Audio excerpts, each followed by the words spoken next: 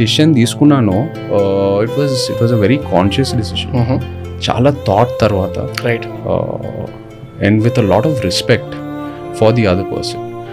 And I'm saying this because నాకు ఎందుకంటే ఈ టాపిక్ నాకు చాలా సెన్సిటివ్ టాపిక్. ఎందుకంటే నేను ఒక బ్రోకెన్ ఫ్యామిలీ నుంచి వస్తున్నాను. I'm a child from a broken family. So ఆ ఎక్స్పీరియన్స్ ఎలా ఉంటుందో నాకు తెలుసు. సో ఒక ఒక రిలేషన్షిప్ని బ్రేక్ చేయాలంటే I will think 1000 times because I know the repercussions of it. So ఎంతో ఆలోచించి బయటికి వచ్చాను.